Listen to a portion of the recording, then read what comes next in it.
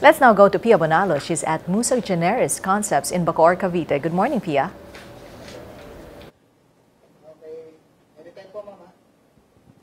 Hi, good morning, Amelin. Here in Cavite, a group of students came together to form a mini company that provides, or creates rather, bags made out of banana fiber. With me is Jane Vicedo rather, and Sol De Leon to tell us all about it. Hi, good morning. Good morning po. Can you tell me about this? Bakit kayo naggumawa ng bag out of banana of all items? Ma'am, first po kasi nag-start po kami as a food. Mag-start po kami ng product namin as food. As to prove po na banana is a herb of life. Then nag-come up po kami sa stem po ng banana, which is hindi po siya nagagamit talaga. As in, pagkakuha po ng bunga, then putol na po siya. So, wala po talaga. Kaya po kami nag-come up na paano po namin siya magagawa na pakikinabangan. Banana fiber is usually used for ano ba siya usually? Barong po. Ah. Yes po. Kasi po sensitive po siya. So, kailangan po barong lang po talaga.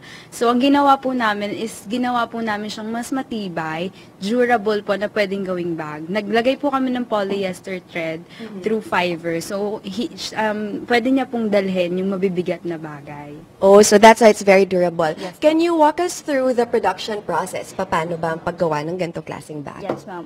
So, yung fiber po namin is pinapagawa po siya namin sa Bicol. Then, pinapahabi po namin siya sa Habay. And then, after that, dinadala na po namin siya sa Marikina para po gawin siyang bag. Ah, so mahaba yung process for you to Yes, finally po. have this final product. And so Yes. far, ito lang yung, you have 2 designs. Yes, Yes po. po.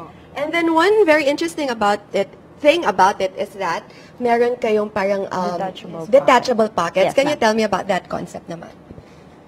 Ma'am, yung sa ano po namin, yung sa detachable packet naman po namin is, nag-come up po kami dito para po ma-innovate po yung bag po. So, ito po, pwede nyo po siyang ikabit na nakaganyan lang po siya, then zipper po, para po ma-release siya. Pwede na po siyang pouch. Ayan. So for those of you naman who want to different bag for today, for example, pero gusto nyo pa rin tong pouch, you can still do that. And you won several awards for these. Can you tell me about the awards that you won? Me po, as a Vice President for Public Relations, I won the Product of the Year. Ang kalaban po namin is 26 schools, which is very, recognition po talaga sa company namin. Then, as siya po sa production, Yeah, ma'am. Nanalo po ako ng second runner-up as the Vice President for Productions. And nanalo din po yung Human Resource namin as the second runner-up. And our President won also as the second runner-up. Wow. And all of you are, anong year na kayo in college right now? coming 4th year po, ma'am. At saka po yung pinaka-highlight po namin is nanalo po kami ng Product of the Year for all po. Overall po kami po yung champion. And most promising product po sa mga sinalihan po naming events. Yes, and it just goes to show that age is not a factor for you to achieve all these great things. Yes. Ano yung plans niyo for the future? Right now, meron kayong 2 bags. Meron pa ba kayong plans for expansion? Yes, ma'am. We're planning to extend our products like in shoes. And nagde-design na rin po ako ngayon ng pouches para po sa mga po namin, sa mga connections po namin and links na nag-aantay po sa new product namin. Kailan kaya namin ma-expect yan na lumabas sa market? Ma'am, probably this end of May. End of May. That's Yes, really pa. quick and really soon na. And keep us posted about that. For those who are interested to buy, saan sila pwedeng maka-purchase ng mga products? Mommy, they can visit us on our website, which is www.musagc.webs.com, or visit us in Facebook, which is Musa Generis Concept.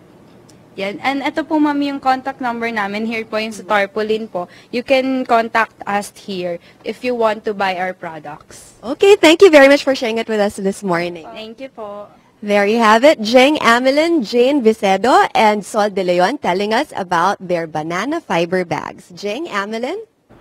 $600 to $1,000 Thanks, for our Pia. bag. Yeah, pretty good. Pretty good, And what yeah. I like about it is that it's eco-friendly. Yeah, that's a trend now. Correct. And you know, if we really make a huge business out of it, it can develop into a sagging economy. Corny. No. All right. Let's Sagging have sagging. Yeah.